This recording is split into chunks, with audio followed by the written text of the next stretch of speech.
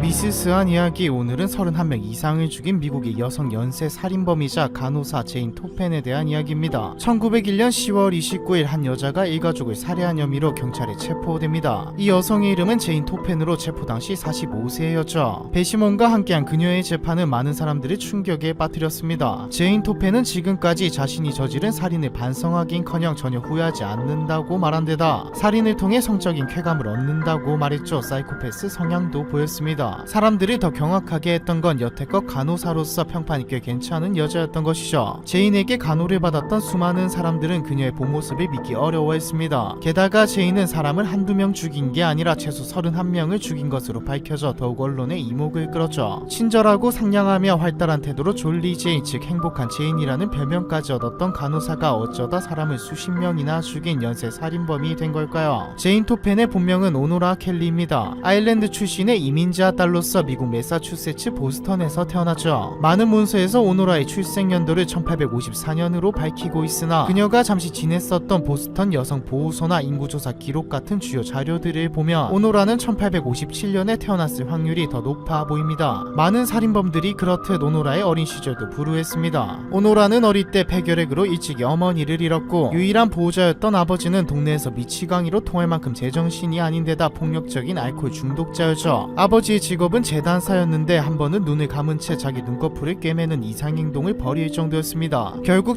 1863년 어린 딸들을 양육할 능력이 없었던 아버지는 오노라와 그녀의 언니 딜리아를 보스턴 여성 보호소로 보내죠. 달리 말하면 오노라는 아버지로부터 버려졌다고 볼 수 있습니다. 보스턴 여성 보호소의 문서에 매우 비참한 집으로부터 오노라와 딜리아를 구출했다는 기록이 남아있는 것을 보면 오노라의 가정환경은 매우 처참했던 것을 알 수 있죠. 보스턴 여성 보호소는 3세에서 10세 사이의 어린 소녀들을 위탁하는 곳이었는데 이곳에서 오노라가 정확히 어떻게 생활했는지는 명확히 알려진 바가 없습니다. 오노라는 2년도 채 지나지 않아서 한 가정의 하인으로 들어가게 되는데 정식으로 입양된 것은 아니지만 주인의 성을 따라 토펜이라는 성을 얻게 되죠. 이름도 오노라에서 덜 아일랜드스러운 제인으로 바뀌게 됩니다. 당시는 아일랜드인이 심하게 차별받던 시대였거든요. 그렇게 오노라 켈리에서 제인 토펜이 된 이 소녀는 주인의 딸인 엘리자베스와 함께 자라며 어린 시절을 보냈습니다. 주인 아주머니 애는 제인이 학교에 다닐 수 있게 해주었고 엘리자베스는 제인을 종종 여동생이나 가장 친한 친구라 부를 정도로 꽤 잘 대해준 것으로 기록되어 있죠. 그렇다고 제인이 진짜 그들의 가족은 아니었습니다. 제인은 어디까지나 하인으로 고용되었기 때문에 식사를 준비하고 집을 청소할 때면 자신의 처지가 어떤지 깨닫게 되었죠. 제인은 학교 생활을 하며 소시오패스의 징후를 보이기 시작했습니다. 아버지가 세계를 항해했고 언니가 영국 귀족과 결혼했다는 터무니없는 거짓말을 하는가 하며 자신이 싫어하는 학생에 대해 악랄한 소문을 퍼뜨리기도 했죠. 시간이 흘러 18살이 되었을 때 제인은 비로소 하인 계약에서 풀려나 주인 아주머니 앤으로부터 $50를 받게 되었습니다. 주인인 앤은 1870년대에 세상을 떠났고 엘리자베스는 오라멜이라는 집사와 결혼하게 되었죠. 제인도 어떤 남자와 약혼한 적이 있었으나 남자의 배신으로 인해 결혼이 성사되지는 않았습니다. 제인은 하인 계약에서 풀려난 후에도 엘리자베스를 위해 계속 일하다가 30살에 가까워져서야 독립하여 생계를 꾸리기로 결정하죠. 당시 여성이 할 수 있는 직업은 몇 개 없었습니다. 보수도 적고 열악한 일이 대부분이었죠. 제인은 그 중에서 가장 보람되는 직업을 갖기로 선택했습니다. 그래서 1887년 보스턴에 있는 케임브리지 병원의 간호학교에 지원하여 합격하죠. 수습 간호사로 지내는 동안 제인은 밝고 친절하며 유능한 사람이란 평판을 받았습니다. 고된 일정 속에서도 늘 명랑한 태도로 일하며 병원 직원들은 물론 환자들에게도 호감을 샀죠. 덕분에 앞에서 말했던 행복한 제인이라는 별명 또한 얻게 되었습니다. 제인의 인생에 비로소 어둠이 거치고 밝고 행복한 인생이 시작되는가 싶었으나 사실 제인의 속마음은 그녀의 평판과 완전히 딴판이었습니다. 그녀는 사실 일하는 걸 별로 좋아하지 않았고 머릿속은 정신은 살인 욕구로 꽉 채워져 있었죠. 제인은 자신이 돌보는 환자들 중에 나이가 많고 유독 병세가 깊은 사람들을 타겟으로 삼았습니다. 그리고 환자들에게 모르핀과 아트로핀, 아편 등을 투여한 후 약물이 환자의 몸에 어떤 영향을 미치는지 살펴보곤 했죠. 환자들을 실험용 기니피그처럼 여긴 겁니다. 모르핀과 아르토핀 외에도 처방된 약을 의사의 지시보다 더 많이 투여하거나 아예 다른 약을 투여하는 일도 빈번했습니다. 제인은 사람들이 고통받는 모습을 보는 걸 즐거워했죠. 때때로 환자들의 침대에 함께 누워 의식이 오락가락하는 모습을 가장 가까이서 지켜보기도 했습니다. 자신이 약을 투여한 탓에 죽어가는 환자에게 다 괜찮아질 거라며 입을 맞추곤 했죠. 이런 식으로 제인은 적어도 혼자 12명을 살해했습니다. 제인은 병원에 다니는 동안 살인 말고도 절도를 자주 저질렀는데 명확한 증거가 없어서 늘 욕만 무성하다가 끝이 났죠. 그녀는 열심히 환자를 간호하면서도 때때로 노인들을 살려두는 건 별 의미가 없다고 말할 정도로 신랄한 태도를 보이기도 했는데 제인의 평판이 워낙 좋았던 탓에 사람들은 그저 농담으로만 받아들였습니다. 이렇게 완벽한 이중 생활을 해내며 좋은 평판을 유지한 제인은 몇 년 뒤 추천을 받아 명망 있는 병원인 매사추세츠 종합병원으로 가게 됩니다. 하지만 매사추세츠 종합병원에서의 시간은 길지 않았죠. 제인은 병원에서 분열을 일으키는 인물이었습니다.